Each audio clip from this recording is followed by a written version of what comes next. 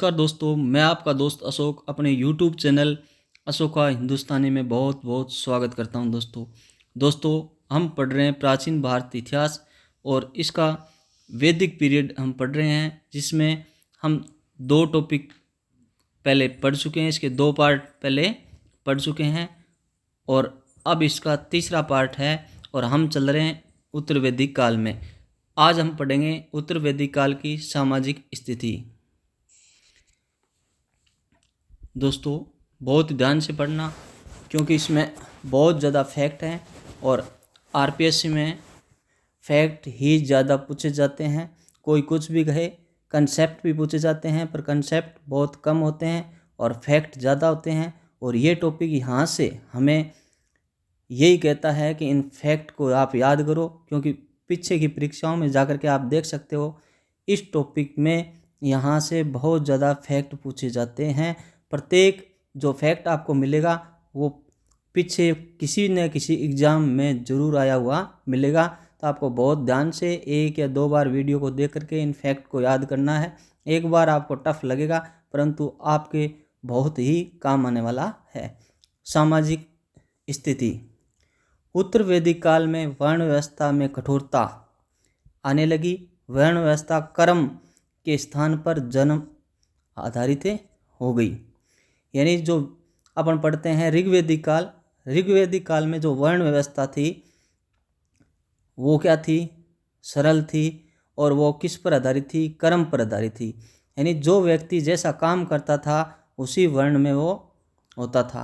और उत्तर वैदिक काल में क्या हो गई? वो कर्म से जन्म पर आधारित हो गई। वर्ण व्यवस्था समझ रहे हो ना? यानी वर्ण व्यवस्था कौन किस जाति में है, वो व्यवसाय भी आनुवंशिक होने लगे। तो अंतर क्या गया कि जो वर्ण व्यवस्था है वो जन्म पर आधारित हो गई। समाज स्पष्टतः 4 वर्णों में विभक्त हो गया: ब्राह्मण, क्षत्रिय, वैश्य और शूद्र। यानी जन्म के आधार पर हो गया। ब्राह्मण पहले जो विद्या अध्ययन करवाता था, कब? ऋग्वैदिक टाइम पीरियड के अंदर वही क्या होता था? ब्राह्मण की कैटेगरी में आता था। अब क्या हो गया? ब्राह्मण का बेटा ब्राह्मण ही कहलाएगा, क्षत्रिय का बेटा क्षत्रिय कहलाएगा, वैश्य का बेटा वैश्य और शूद्र का बेटा शूद्र कहलाएगा। यानी जन्म पर आधारित हो गई वर्ण व्यवस्था। ऐत्रेय ब्राह्मण में सर्वप्रथम 4 वर्णों के कर्तव्यों का उल्लेख किया गया है। तो ये फैक्ट है जो आपको याद रखने। ऐत्रेय ब्राह्मण क्या कहता है? सर्वप्रथम कर्तव्यों का उल्लेख करता है। किसके? वर्णों के। तो वर्णों के कर्तव्यों का उल्लेख सबसे पहले कहाँ मिलता है? ऐत्रेय ब्राह्मण में मिलता है। कर्मकांड व यज्ञों का प्रचलन बढ़ा, जिससे ब्राह्मणों की शक्ति बढ़ी। उत्तर वैदिक काल में क्या बढ़े? कर्मकांड और यज्ञ बढ़े। ब्राह्मण, क्षत्रिय, वैश्य ही उपनयन संस्कार के अधिकारी थे। इन तीनों को द्विज कहा जाता था। ये प्रश्न बार बार पूछा जाता है कि द्विज में कौन शामिल नहीं है? तो शूद्र को द्विज में शामिल नहीं किया गया है। तो शामिल कौन थे? ब्राह्मण, क्षत्रिय और वैश्य। ये उपनयन संस्कार के अधिकारी थे, यानी इनमें शामिल थे। शूद्र वर्ग को उपनयन संस्कार का पात्र नहीं माना गया। शतपथ ब्राह्मण में 4 वर्णों की अंत्येष्टि के लिए 4 प्रकार के टिल्लों का उल्लेख किया गया है। शतपथ ब्राह्मण क्या कहता है कि 4 वर्णों की जब अंत्येष्टि होती थी, अंतिम संस्कार होता था, तो उनके लिए 4 टिल्ले अलग अलग होते थे। ये बात शतपथ ब्राह्मण कहता है।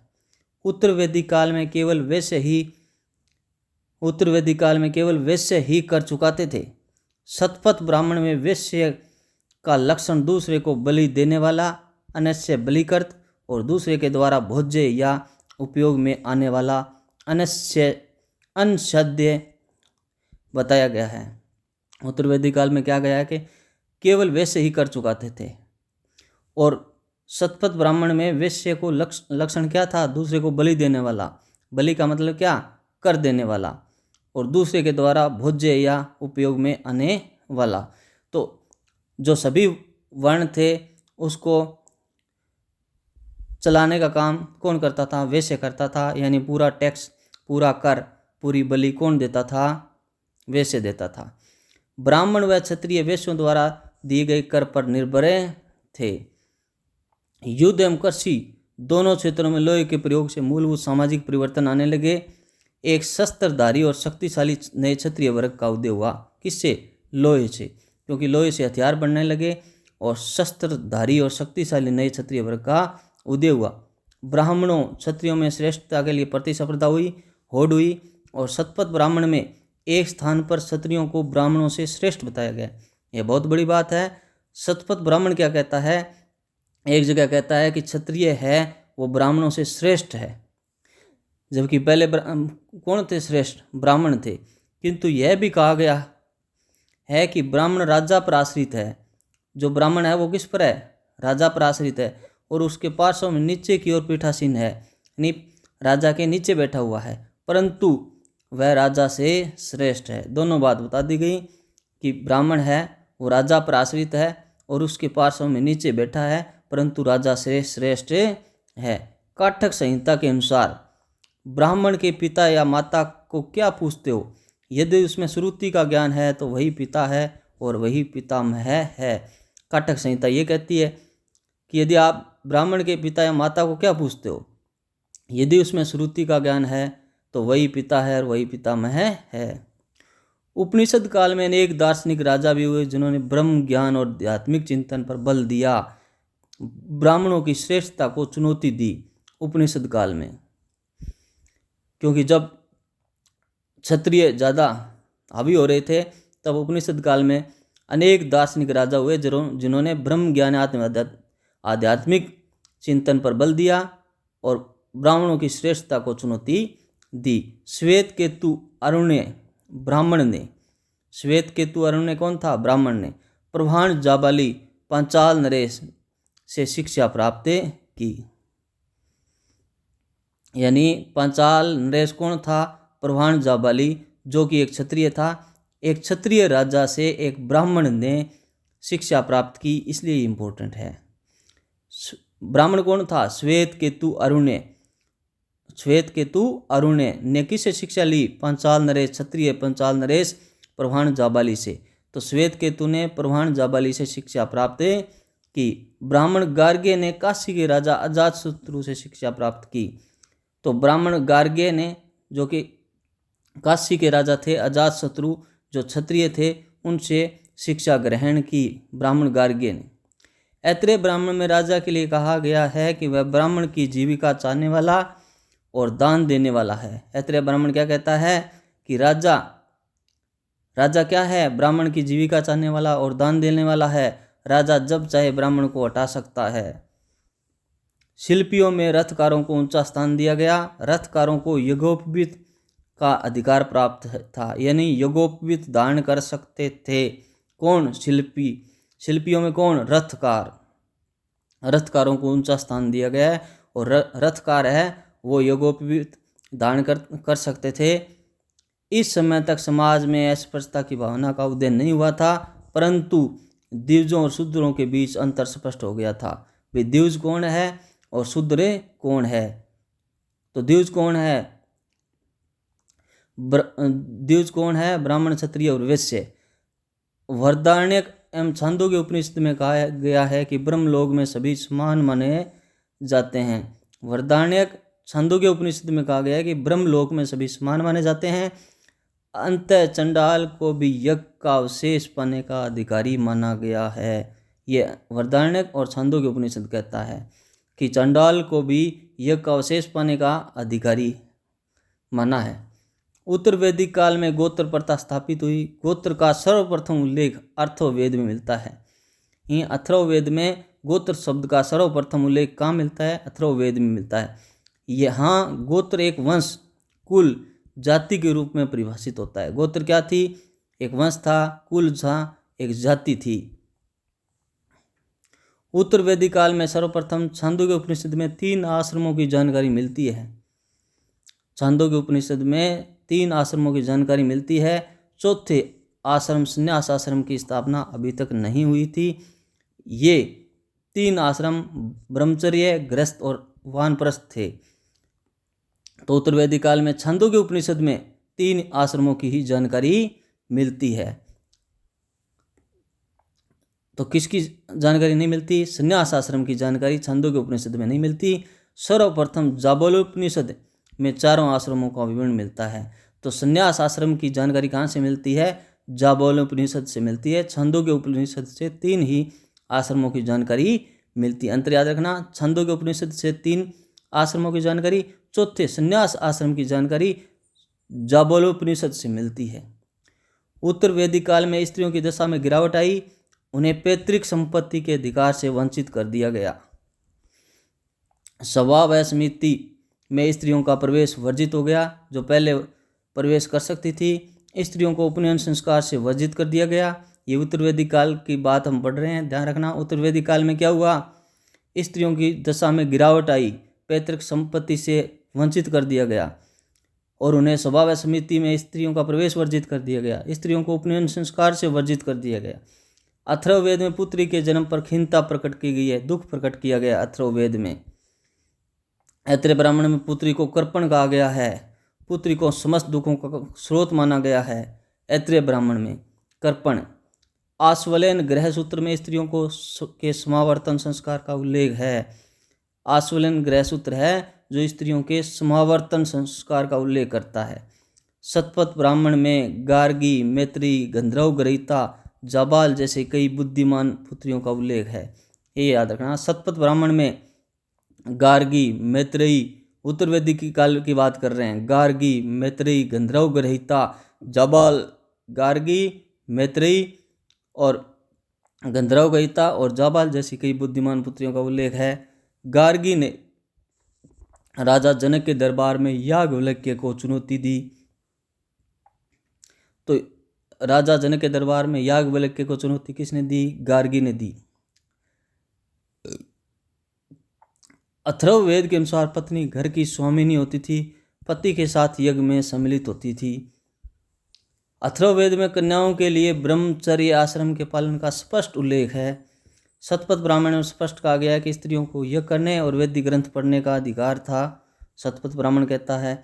भगवत गीता में स्त्रियों को शूद्र के समकक्ष माना गया है, यानी शूद्र की श्रेणी में माना गया है भगवत गीता में। तैत्तिरीय ब्राह्मण का कथन है कि ब्राह्मण को बसंत में, इंपॉर्टेंट है याद रखना, कौन सा ब्राह्मण?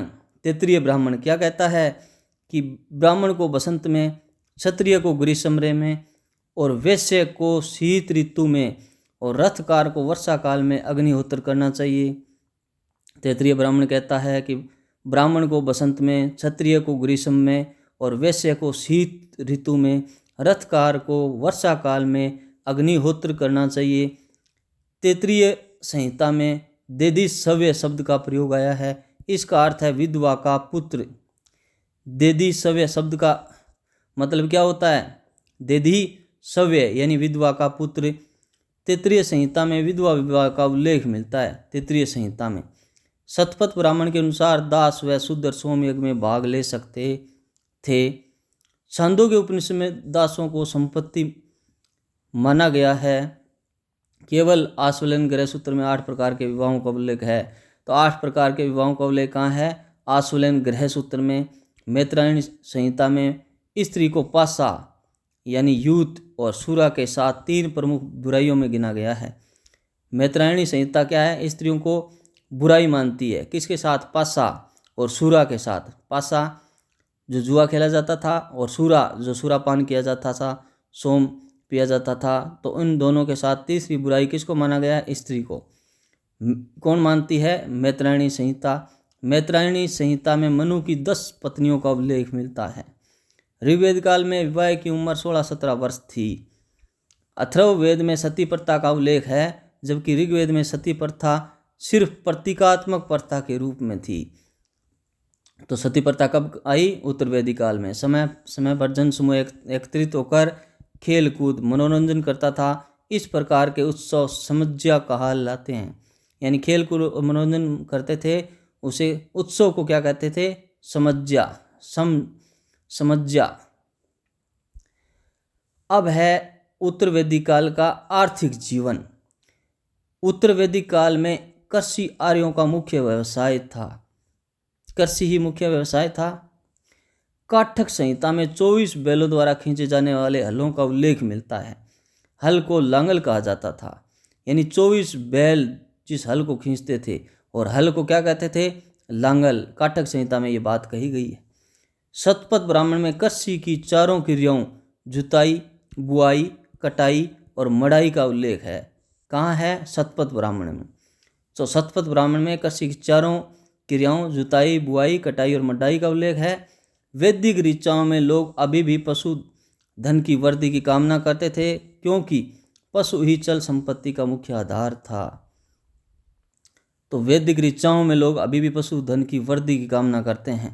इस काल की मुख्य फसल जौ के स्थान पर गेहूं और धान हो गई। ऋग्वैदिक काल में एक ही हमें चर्चा मिलती है, यो यानी जौ, और अब क्या हो गई? गेहूं और धान हो गई उत्तर वैदिक काल में। चावल का उल्लेख यजुर्वेद में ब्रही नाम से हुआ है। यजुर्वेद में ब्रही, ऋग्वेद में इसका उल्लेख नहीं है। वैदिक आर्यों का चावल से प्रथम परिचय गंगा घाटी के दोआब में 1000 ईसा पूर्व से 800 ईसा पूर्व के आसपास हुआ। यानी चावल की प्रथम जानकारी कब हुई? 1000 से 800 ईसा पूर्व के आसपास हुई। कहाँ? गंगा घाटी के दोआब वाले क्षेत्र में। अथर्ववेद के अनुसार सर्वप्रथम पृथ्वीन्य ने हल और कृषि को जन्म दिया। तो हल और कृषि को जन्म किसने दिया? पृथ्वीन्य ने दिया सर्वप्रथम। अथर्ववेद में पृथ्वीन्य को कृषि का पहला अनुसंधान करता माना गया है। याद रखना, अथर्ववेद में पृथु जो वेन्य है उसको कृषि का पहला अनुसंधान करता माना गया है। तैत्तिरीय उपनिषद में अन्न को ब्रह्म और यजुर्वेद में हल को शीर कहा गया है। तो अन्न को तो कहा गया है ब्रह्म और यजुर्वेद में हल को कहा गया है शीर। तैत्तिरीय उपनिषद में अन्न को ब्रह्म, यजुर्वेद में हल को शीर कहा गया है। इस काल में भूमि पर व्यक्तिगत अधिकार की भावना मजबूत हुई। उत्तर वैदिक काल में 4 प्रकार के मर्दभांड प्रचलित थे: काले या कृष्ण और लाल मर्दभांड।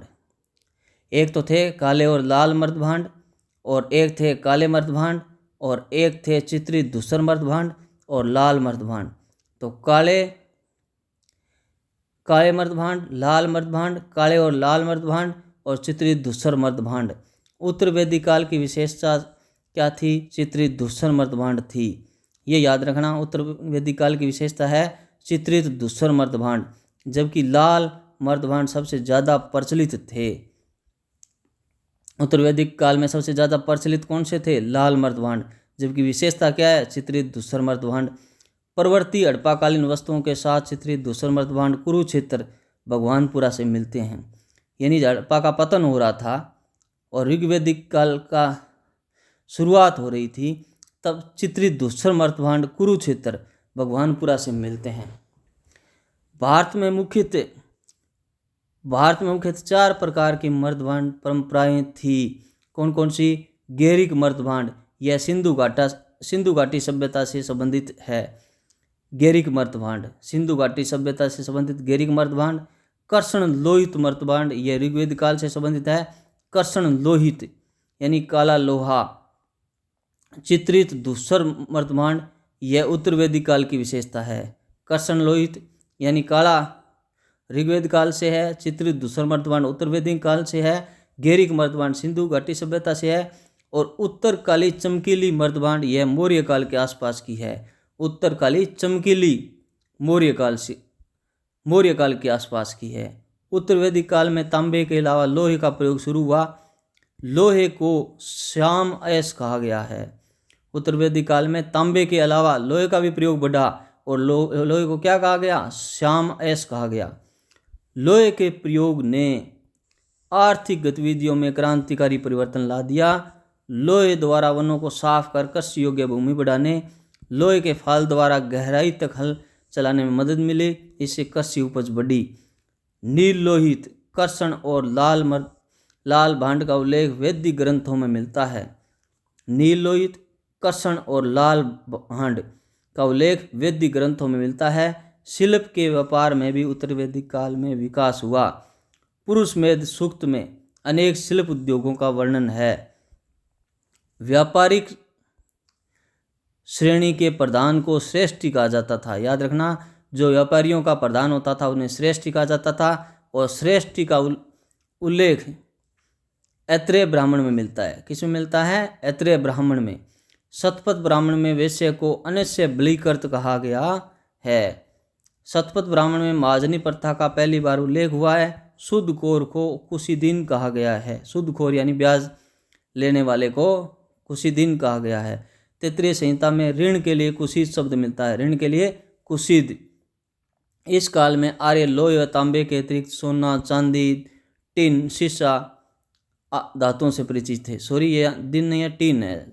तो सोना, चांदी, टिन और शीशा इस धातुओं से भी परिचित थे, लोहे और तांबे के अतिरिक्त। अथर्ववेद में चांदी का उल्लेख मिलता है। उत्तर वैदिक काल में निशक, शतमान, पाद, कसनल आदि माप की इकाइयाँ थी। तो ये क्या थी? निशक हो, शतमान हो, पाद हो, कसनल हो, ये माप की इकाइयाँ थी उत्तर वैदिक काल में, याद रखना। वृहत्तर नहीं है, उत्तर वैदिक काल है, सॉरी। तो उत्तर वैदिक काल की माप की इकाइयाँ क्या थी? माप की इकाई कौन सी नहीं थी, ऐसे प्रश्न पूछा जाता है। निशक है, शतमान है, पाद है, कसनल है। सीधा सीधा प्रश्न उठाया गया है कि इसमें से कौन सी वो माप से संबंधित नहीं है। तो निशक, शतमान और पाद और कसनल माप की इकाइयाँ हैं। रतिका व गुंजा भी तोल की इकाइयाँ थी। रतिका और गुंजा क्या थी?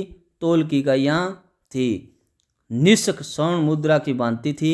शतमान चांदी की मुद्रा की भांति थी।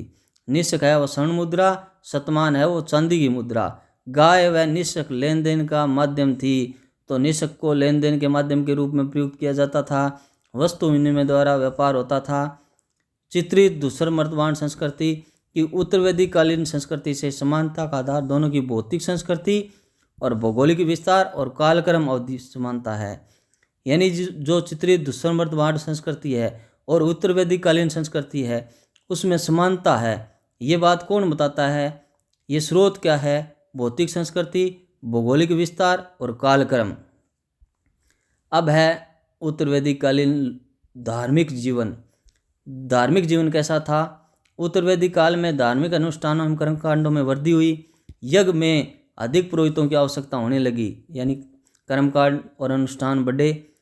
ऋग्वैदिक काल में इंद्र और अग्नि का महत्व, ऋग्वैदिक देवता जो इंद्र और अग्नि थे उनका महत्व कम हो गया। प्रजापति ब्रह्मा को श्रेष्ठ निर्माता के रूप में सर्वोच्च स्थान मिला। यानी ऋग्वेद काल में जो सबसे महत्वपूर्ण देवता थे इंद्र, उसके बाद अग्नि, अब उनका महत्व कम हो गया। और उत्तर वैदिक काल में सर्वोच्च देवता कौन सा हो गया? ब्रह्म, यानी जिसे प्रजापति कहते हैं। पशुओं के देवता के रूप में रुद्र और उत्तर वैदिक काल में शिव के रूप में प्रतिष्ठित हुए। यानी ऋग्वेद में जिस देवता को रुद्र कहते थे, जो पशुओं का देवता था, उत्तर वैदिक काल में वो शिव के रूप में प्रतिष्ठित हुए, रुद्र देवता। विष्णु भी सृष्टि के संरक्षक के रूप में पूजे जाने लगे। यानी सृष्टि की वो संरक्षा कौन करते हैं? तो विष्णु। उत्तर वैदिक काल में बहुदेववाद व कर्मकांडों की प्रतिक्रिया के फलस्वरूप उपनिषदों ने यज्ञों व कर्मकांडों की निंदा की। उपनिषदों ने क्या किया? यज्ञों व कर्मकांडों की निंदा की। उपनिषदों में ब्रह्मा को एकमात्र परम सत्ता यानी सुप्रीम एंटिटी के रूप में स्वीकार किया गया। उपनिषदों में क्या कहा गया? कि ब्रह्म ही सब कुछ है, एकमात्र परम सत्ता है। मुंडक उपनिषद के अनुसार यज्ञ एक ऐसी नौका है जिस पर भरोसा नहीं किया जा सकता।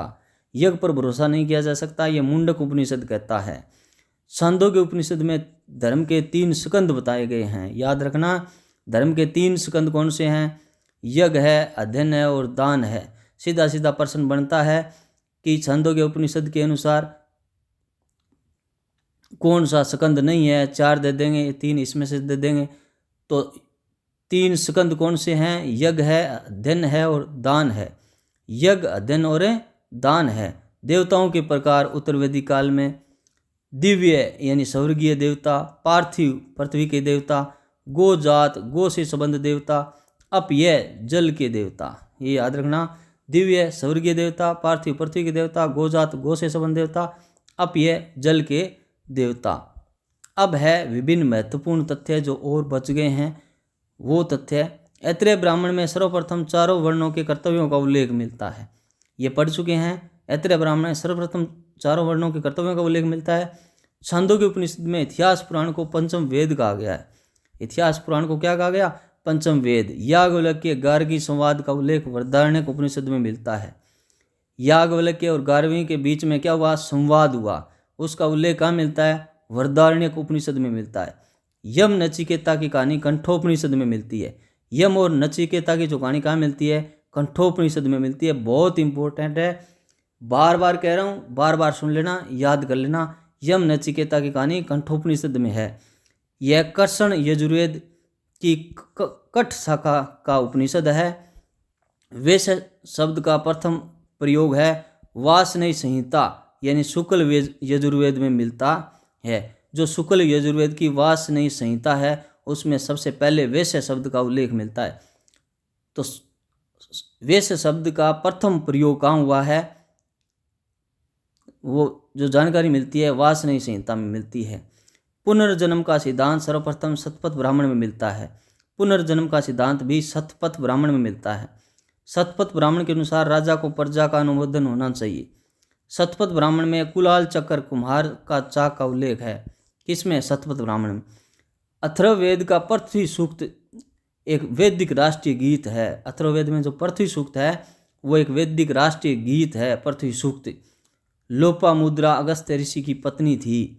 लोपामुद्रा ने कई वैदिक ऋचाओं की रचना की। लोपामुद्रा क्षत्रिय थी, अगस्त्य ऋषि की पत्नी थी लोपामुद्रा। सेन सूप की कथा ऐत्रेय ब्राह्मण में है। याद रखना, सेन सूप की कथा कहाँ है? ऐत्रेय ब्राह्मण में है। याद रखना, बहुत मुश्किल है, थोड़े टेक्निकल वर्ड हैं, टफ हैं, पर बार बार पढ़ोगे याद हो जाएगा। अरुण उद्दालक और श्वेत केतु के बीच, अरुण उद्दालक और श्वेत केतु के बीच ब्रह्मा और आत्मा के एकीकरण के विषय पर संवाद, ये छांदोग्य उपनिषद में है। यानी अरुण उद्दालक ने और श्वेत केतु ने वाद विवाद किया, संवाद किया, ये छांदोग्य उपनिषद में मिलता है। किस पर वाद विवाद किया? ब्रह्मा और आत्मा पर किया। यानी ब्रह्मा और आत्मा एक है या नहीं है, इस पर विचार किया, वाद विवाद किया, संवाद किया। किसने? अरुण उद्दालक और श्वेत केतु ने। ये बात कहाँ मिलती है? छांदोग्य उपनिषद में मिलती है। निष्काम कर्म का सिद्धांत का सर्वप्रथम प्रतिपादन इस उपनिषद में हुआ। यानी निष्काम कर्म, जिस गीता में कहा गया निष्काम करो, निष्काम कर्म करो, यानी बिना फल के कर्म करो। ये बात कहाँ मिलती है? सर्वप्रथम मिलती है इस उपनिषद में। इस उपनिषद में छांदोग्य उपनिषद में चंडाल को स्वान, कुत्ता और शुकर यानी सुअर की श्रेणी में रखा गया है। छांदोग्य उपनिषद में चंडाल को कुत्ता और सुअर की श्रेणी में रखा गया है छांदोग्य उपनिषद में। याज्ञवल्क्य की दो पत्नियां थी, मैत्रेय और कात्यायनी। मैत्रेयी परम विदुषी थी, उसने कात्यायनी के पक्ष में संपत्ति त्याग कर याज्ञवल्क्य से मात्र ज्ञान दान की प्रार्थना की। तो ज्ञान दान की प्रार्थना किसने की? मैत्रेयी ने की। विदुषी कौन थी? मैत्रेयी थी। याज्ञवल्क्य की दो पत्नियां थी, मैत्रेयी और कात्यायनी। विदुषी थी मैत्रेयी। बृहदारण्यक उपनिषद में सबसे बड़ा उपनिषद है, सबसे बड़ा उपनिषद बृहदारण्यक है। इसके मुख्य प्रवक्ता महर्षि वाल्मीकि जो अरुण उद्दालक के शिष्य थे। श्वेताश्वर उपनिषद रुद्र देवता को समर्पित है। इसमें रुद्र के परवर्ती नाम शिव का उल्लेख हुआ है। तो रुद्र के जो बाद में नाम चेंज हुआ शिव, उसका उल्लेख कहाँ मिलता है? श्वेताश्वर उपनिषद में मिलता है। इस काल का सबसे बड़ा लोह पुंज अंतर्जी खेड़ा में मिला है। उत्तर वैदिक काल का सबसे जो बड़ा लोह पुंज है, यानी सबसे ज़्यादा लोहा कहाँ से मिला है? अंतर्जी खेड़ा से मिला है। उत्तर वैदिक काल भारत की प्राचीनतम लोह युगीन बस्तियाँ वैदिक कालीन चित्रित दूसर मर्तबान से संबंध है। तैत्तिरीय आरण्यक में रुद्र की पत्नी पार्वती का उल्लेख मिलता है। रुद्र की पत्नी पार्वती का उल्लेख कहाँ मिलता है? तैत्तिरीय ब्राह्मण में मिलता है। उमा शब्द का उल्लेख केन उपनिषद में हुआ है। गोपत ब्राह्मण की रचना ब्राह्मण ग्रंथों में सबसे बाद में हुई। अंबिका रुद्र की बहन के रूप में उल्लेख तैत्तिरीय ब्राह्मण और शतपथ ब्राह्मण में हुआ है। अंबिका कौन थी? रुद्र की बहन थी। श्राद्ध प्रथा की शुरुआत सर्वप्रथम दत्तात्रेय ऋषि के बेटे निमि ने की। यानी जो श्राद्ध प्रथा है उसकी शुरुआत किसने की? दत्तात्रेय की जो बेटे थे निमि ने किया। शल्य क्रिया का उल्लेख अथर्ववेद मिलता है। यानी ऑपरेशन का सर्वप्रथम उल्लेख अथर्ववेद में मिलता है। 16 सूत्र में यज्ञ की वेदियों के निर्माण का वर्णन है और 16 सूत्र में वैदिक गणित की जानकारी मिलती है। 16 सूत्र में सत्यमेव जयते मुंडक उपनिषद से लिया गया, याद रखना मुंडक उपनिषद से लिया गया है, न कि मुंडको उपनिषद से, मुंडक उपनिषद से। शून्य का उल्लेख यजुर्वेद में है। शून्य का उल्लेख कहाँ है? यजुर्वेद में। शतपथ ब्राह्मण में रेवा, नर्मदा, सदानीरा, गंडक नदी तक आर्य सभ्यता के विस्तार का उल्लेख मिलता है शतपथ ब्राह्मण में। ऐत्रेय ब्राह्मण में जल प्लावन की कथा का वर्णन ऐत्रेय ब्राह्मण में है। जल प्लावन अश्विन चिकित्सा के देवता थे। मगध और अंग का प्राचीनतम उल्लेख अथर्ववेद में मिलता है। निर्वसित, अनिर्वसित यानी वर्जित और अवर्जित शूद्रों का उल्लेख पाणिनि की अष्टाध्यायी में मिलता है। निर्वसित, अनिर्वसित, वर्जित और अवर्जित शूद्र पाणिनि की अष्टाध्यायी। ग्रह सूत्रों में सर्वप्रथम संस्कारों का विवेचन मिलता है। संस्कारों का प्रचलन वैदिक काल में हुआ, किंतु वैदिक साहित्य में इसका वर्णन नहीं मिलता है। ग्रह सूत्रों में सर्वप्रथम संस्कारों का विवेचन मिलता है, ग्रह सूत्र। गौतम धर्म सूत्र में संस्कारों की संख्या 40 बताई गई है। वेखानस धर्म सूत्र में 18 संस्कार बताए गए हैं। गौतम धर्म सूत्र 40 बताता है, वेखानस धर्म सूत्र है वो 18 बताता है, परंतु प्राय सभी धर्मशास्त्रकार संस्कारों को 16 मानते हैं। और ये 16 संस्कार कौन कौन से हैं? जो हिंदुओं के मुख्य 16 संस्कार हैं, गर्भाधान है, पुष्वन है, सीमांतोन्नयन है, जातकर्म है, नामकरण है, निष्क्रमण है, अन्नप्राशन है, चूड़ाकर्म है, कर्णवेद है, विद्यारंभ है, उपनयन है, वेद आरंभ है, केशांत है, समावर्तन है और विवाह है और अंत्येष्टि है। इसके नाम से ही हमें स्पष्ट हो जाता है कि कौन से में क्या होता है। उपनयन संस्कार केवल दिवजों के लिए ही था। इसमें यज्ञोपवीत धारण किया जाता था, यानी शूद्र को इनसे बाहर रखा गया है। 4 आश्रम कौन से थे? स्पष्ट याद रखना अपने को, बहुत ही सरल प्रश्न है। ब्रह्मचर्य आश्रम, वानप्रस्थ आश्रम, गृहस्थ आश्रम, संन्यास आश्रम। तो चारों आश्रम कर्म याद रहना चाहिए, कर्म से पूछे जाते हैं। 4 पुरुषार्थ थे, ये भी याद रखना है। कौन कौन से 4 पुरुषार्थ हैं? धर्म, अर्थ, काम और मोक्ष। ये भी कर्म से याद रखने हैं, धर्म, अर्थ, काम और मोक्ष। ऐत्रेय ब्राह्मण में पुत्र को संसार सागर पार करने वाली नौका कहा गया है। पुत्र को संसार सागर पार करने वाली नौका ऐत्रेय ब्राह्मण में कहा गया है। अधिक अन्न उत्पन्न करना चाहिए, यह नारा तैत्तिरीय उपनिषद में दिया गया है। इसका वर्तमान हरित क्रांति से साम्य किया जा सकता है। अधिक अन्न उत्पन्न करना चाहिए, ये कौन कहता है? तैत्तिरीय उपनिषद कहता है, तैत्तिरीय उपनिषद। युद्ध का प्रारंभ मनुष्यों के मस्तिष्क से होता है, यह अथर्ववेद में उल्लेखित है। अथर्ववेद में उल्लेखित अरुंधति एक रोगनाशक जड़ी बूटी थी। अरुंधति क्या थी? रोगनाशक जड़ी बूटी थी। स्मृतियों, धर्मशास्त्रों में 8 प्रकार के विवाहों का उल्लेख मिलता है। स्मृतियों और धर्मशास्त्रों में 8 प्रकार के विवाह कौन कौन से थे? प्रजापत्य विवाह, इसमें कन्या का पिता वर को कन्या प्रदान करता था। कन्या का पिता वर को कन्या प्रदान करता था और वर वधू धर्म का आचरण करते हुए विवाह करते थे। सीधा सीधा विवाह था, पिता कन्या प्रदान करता था और वर वधू धर्म का आचरण करते थे। इसमें याद रखना प्रजापत्य में क्या है? धर्म का आचरण, धर्म का आचरण। आर्ष विवाह, इसमें वर द्वारा कन्या के पिता को कन्या के बदले एक जोड़ी बैल व गाय भेंट की जाती थी। बैल या गाय भेंट की जाती थी, उस विवाह को क्या कहते हैं? आर्ष विवाह। कौन करता था? कन्या के पिता को वर करता था। वर है वो कन्या के पिता को एक जोड़ी बैल या गाय देता था। देव विवाह, इसमें यज्ञ कराने वाले पुरोहित के साथ कन्या का विवाह किया जाता था, यानी जो पुरोहित यज्ञ कराता था उसको कन्या दे दी जाती थी। ब्रह्म विवाह, इसमें लड़की का पिता वेदज्ञ शीलवान वर ढूंढता था, यानी जो वेदों का जानकार हो, शीलवान यानी चित्र वाला वर हो, उसको ढूंढता था और विवाह को सर्वोत्तम माना जाता है। इस विवाह को सर्वोत्तम माना जाता है कि लड़की का पिता क्या देखता था कि लड़का चरित्रवान भी हो और ज्ञान वाला भी हो। गंधर्व विवाह, यह एक प्रणय विवाह था, प्रेम विवाह था, यानी आजकल का लव मैरिज था गंधर्व विवाह। आसुर विवाह है, इसमें कन्या का पिता धन लेकर कन्या को बेच देता था। आसुर विवाह है ये। कन्या का पिता कन्या के बदले क्या लेता था? धन लेता था। असुर विवाह है। राक्षस विवाह, इसमें बलपूर्वक कन्या का अपहरण करके विवाह किया जाता था, बलपूर्वक कन्या को उठा लिया जाता था। महाभारत में इसे क्षत्र धर्म कहा गया है, इसे छात्र विवाह भी कहा गया है। पिशाच विवाह, यह निकृष्ट विवाह है, इसमें छल द्वारा कन्या के शरीर पर अधिकार किया जाता था। पिशाच है राक्षसों में। प्रथम 4 विवाहों को धर्म अनुकूल माना गया है। कुछ शास्त्रकार गंधर्व विवाह को भी मानते हैं। विवाहों में ब्रह्म विवाह सबसे आदर्श था। आधुनिक समय में भी अधिकांश विवाह ब्रह्म विवाह ही होते हैं। विभिन्न आख्यान और क्या क्या बातें हैं। मैं कारु यानी मंत्र निर्माता हूँ, मेरे पिता भिषज यानी वेद हैं, और मेरी माता उपलक्ष प्रत्यक्षिणी यानी अन्न पीसने वाली है।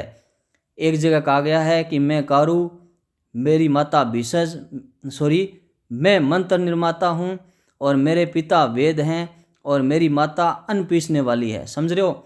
मैं क्या करता हूँ? मंत्र निर्माण करता हूँ, मेरे पिता वेद हैं और मेरी माता अन्न पीसने वाली है। यानी तीनों का काम अलग अलग है। क्या है? काम अलग अलग है। वैदिक ऋषि अंगिरस के ऋग्वेद के 9वें मंडल में ये बात मिलती है। ठीक है, और ये बात कहाँ मिलती है? ऋग्वेद में। ऋग्वेद क्या कहता है कि हम अलग अलग हैं फिर भी एक हैं। अस्तो मा सद्गम्य, वैदिक ऋषि अंगिरस के ऋग्वेद के 9वें मंडल में अस्तो मा सद्गम्य मिलता है। ये बातें कहाँ हैं? ऋग्वेद में है। इसका मतलब क्या है कि ऋग्वेद काल में चाहे कोई भी काम करो और फिर भी क्या थे? एक थे। समुद्र के उत्तर में, हिमालय के दक्षिण में जो स्थित है वह भारत देश है और वहाँ की संतानें भारतीय है। ये विष्णु पुराण में मिलता है। यानी समुद्र के उत्तर में, हिमालय के दक्षिण में भारत देश है, वह वहाँ की संतानें भारतीय है। विष्णु पुराण ये कहता है। विराट पुरुष के मुख से ब्राह्मण, उसकी भुजाओं से क्षत्रिय, जांघाओं से वैश्य और पैरों से शूद्र उत्पन्न हुए। ये ऋग्वेद का 10वां मंडल के पुरुष सूक्त में मिलती है ये बात। सभा व समितियाँ, प्रजापति की 2 पुत्रियाँ हैं, ये अथर्ववेद में मिलती है। तत्त्वमसि, यह छंदों के उपनिषद से लिया गया है। तत्त्वमसि। तो नमस्कार दोस्तों, इस प्रकार हमारा ये वैदिक पीरियड है इतिहास का, ये कंप्लीट होता है। यदि आपको ये मेरा वीडियो है अच्छा लगता है तो प्लीज़ दोस्तों इसको लाइक शेयर सब्सक्राइब करें। और किसी भी प्रकार की क्यूरी हो, किसी भी प्रकार का आपका प्रश्न हो, इसमें कोई कुछ छूट गया हो या फिर पढ़ाने का तरीका कुछ चेंज करना हो तो प्लीज़ दोस्तों कमेंट के माध्यम से ज़रूर बताएं। ओके, थैंक यू दोस्तों।